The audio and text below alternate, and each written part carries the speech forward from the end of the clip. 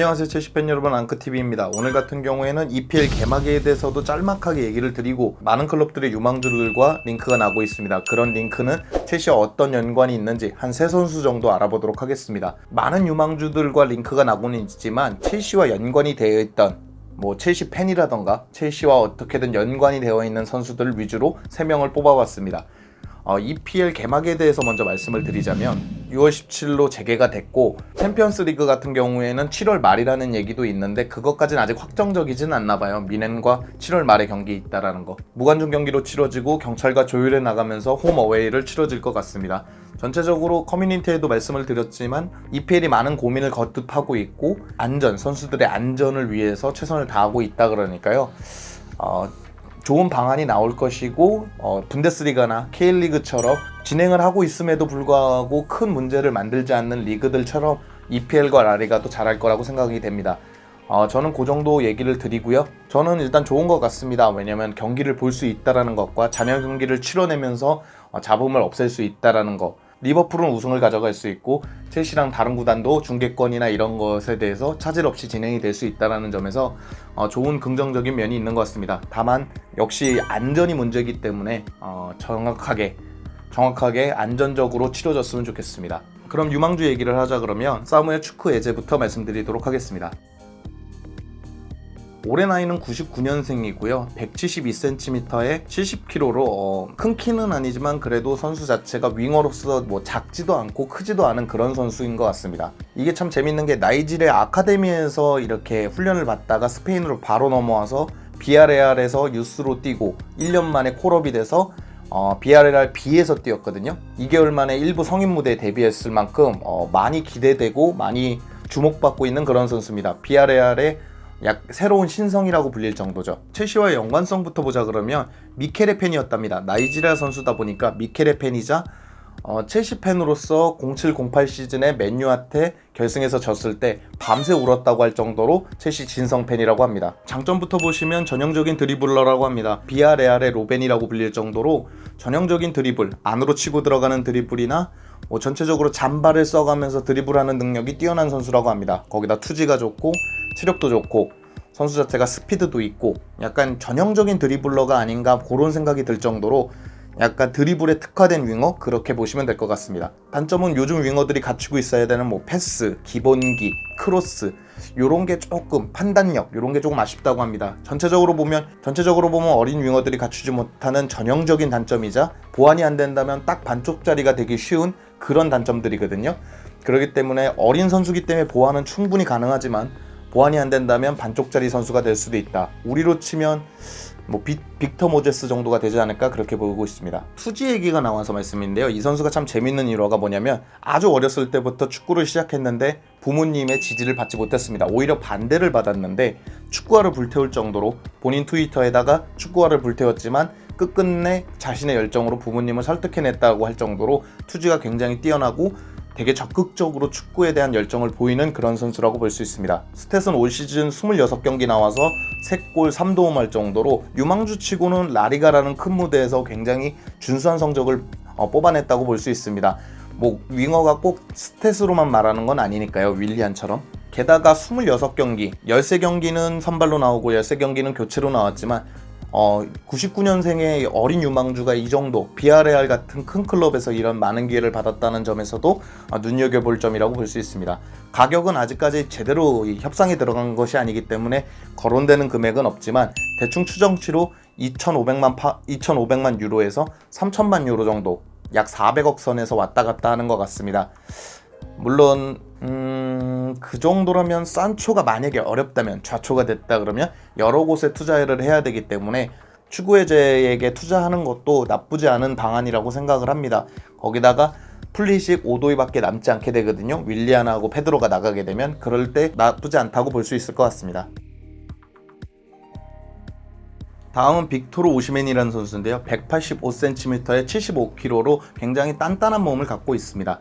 포지션은 공격수인데 좀 전형적인 스트라이커입니다. 전형적인 스트라이커라는 것이 위치 선정 좋고 그럴 때 골 결정력 좋고 헤더 좋고 헤더골도 꽤 많이 나오거든요. 그런 골도 좋고 전형적으로 득점을 해줄 수 있는 그런 타겟형 공격수라고 볼 수 있습니다. 스탯은 올 시즌 리그 27경기, 리그가 종료됐기 때문에 27경기 나와서 13골 4도움으로 준수한 성적을 냈기는 했지만 이게 리그왕이기 때문에 바추아이도 15-16 시즌에 17골 8도움을 할 정도로 리그왕은 아무래도 골을 넣기도 좀 더 쉽고 선수들을 검증하기에도 조금 아쉬운 부분이 있긴 하지만 그래도 어린 선수가 이 정도 골을 넣어줄 수 있다는 건 충분히 잘 넣었다고 볼 수 있습니다.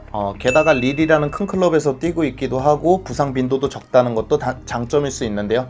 단점은 램파드 호에서 뛰기에는 패스가 좀 많이 부족하다라는 점도 있고요. 가격이 6천만 파운드.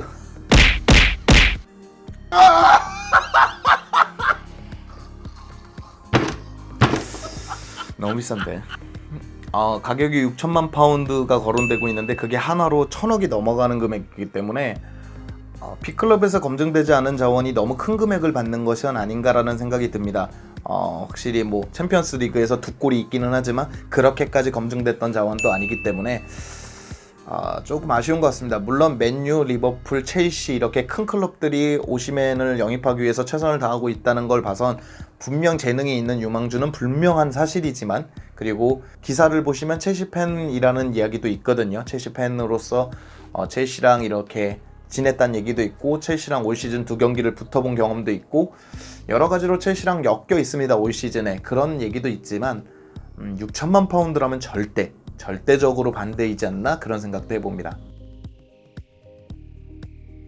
다음은 사비에르 음보얀바입니다. 이 선수 같은 경우에는 사실 최근에 기사가 좀 나고 있고 그렇기는 하지만 앞서 말씀드렸던 빅토르 오시멘이라든가 축구 해제같이 많이 거론됐거나 뭐 일부 리그에서 뛰어봤던 경험이 없기 때문에 그렇게까지 많이 알려진 선수는 아닙니다. 하지만 네덜란드 리그에서는 제2의 반다이크라는 그런 칭호를 받을 정도로 많이 기대되고 있는, 촉망받고 있는 유망주라고 볼 수 있습니다. 뭐 장점과 단점이 크게 뭐 거론되고 있지는 않습니다. 뭐 여러 전문가들도 아무래도 일부에서 뛰어봤던 경험이 없는 선수다 보니까 장점과 단점이 크게 부각되진 않았지만 제가 몇몇 경기 영상을 찾아본 경험으로는 장점으로는 196cm에 84kg로 체격이 굉장히 좋은 선수입니다. 그러다 보니까 공중볼 경험이라든가 선수가 이제 경합을 했을 때 조금 유리한 점이 있고요. 제가 봤을 때는 이제 바르셀로나 출신이어서 그런지 몰라도, 네덜란드 출신이라서 그런지 몰라도 빌드업이 좋다라는 느낌, 패스가 좋다라는 느낌을 좀 받았습니다. 전체적으로 공을 그냥 걷어내는 식의 느낌은 아니었습니다. 공을 잡았을 때 앞에 선수를 보고 제대로 찔러주려는 노력, 그런 노력이 보였고 그게 어느 정도 효율적으로 들어갔다, 그렇게 볼 수 있습니다.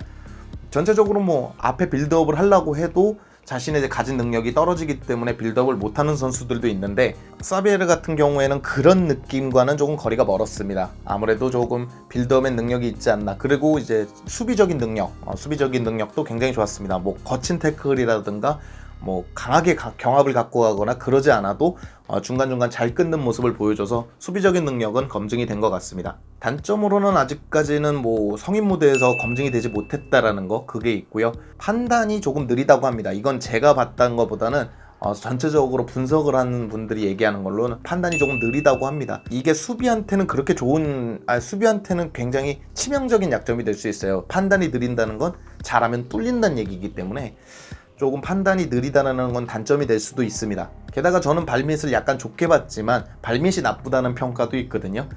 그게 전체적으로 발밑이 나쁘다라는 평가가 바르셀로나에 있는 유스기 때문에, 바르셀로나가 워낙에 발밑이 좋은 수비수들이 많기 때문에 그런 평가를 받는 건 아닌가. 제가 봤을 때는 나쁘지 않았는데 뭐 바르셀로나 내에서 봤을 때는 굉장히 처지는 스타일일 수도 있으니까요. 그래서 발밑이 안 좋다는 단점도 있답니다. 첼시와의 연관성은 첼시가 원래 지난 여름 징계받기 전에 데리고 오려고 했으나 징계를 받았고 못 데리고 오면서 바르셀로나로 넘어갔고요. 그만큼 첼시랑은 계속 인연이 있었습니다. 본인 인터뷰에서 그렇게 말할 정도로 첼시랑 인연이 있었고 첼시 외에도 리버풀, 바르셀로나, 이번엔 바르셀로나로 갔으니까요. 바르셀로나랑 인연이 있을 정도로 빅클럽들이 굉장히 노리고 있는 선수입니다. 그럴 정도로 재능이 있다는 얘기겠죠, 기본적으로. 사실 음반바의 영입이 텐센과 주마를 내보내고 토모리, 안파도 그렇게 유망주들로 해서 이렇게 새로운 팀을 꾸리고 주전감을 루디거 그리고 하나의 영입이 있지 않을까, 그런 생각까지 해봤습니다. 이게 다른 첼시였다면 어림도 없는 얘기죠. 주전감들이 계속 나왔겠지만 램파드 호의 첼시라 그러면 뉴스들에게 후보군 자리를 주는 거는 충분히 가능하지 않을까라는 생각도 해봤습니다. 계약 기간은 알아본 바로는 2023년까지 되어 있지만 이게 뭐 어떤 기사에서 보면 이적료 없이도 이적이 가능하다는 얘기도 있어가지고요.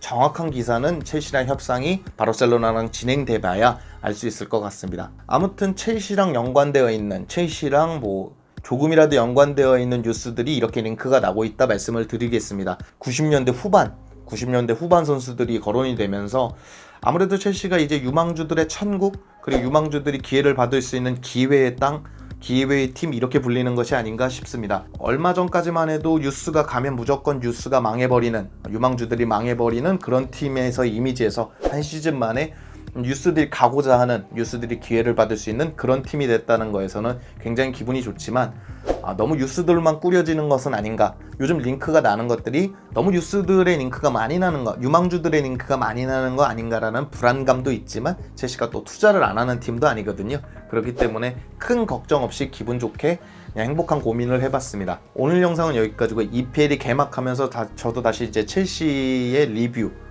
첼시 경기의 리뷰 이렇게 할 수 있을 것 같습니다. 8월에 경기가 끝날 때까지는 이제 그런 컨텐츠로 이 영상이 계속 제작될 것 같습니다. 그런 영상도 많이 봐주셨으면 좋겠습니다. 오늘 영상은 여기까지고요. 즐겁거나 유익하셨다면 구독과 좋아요 꼭 좀 부탁드립니다. 감사합니다.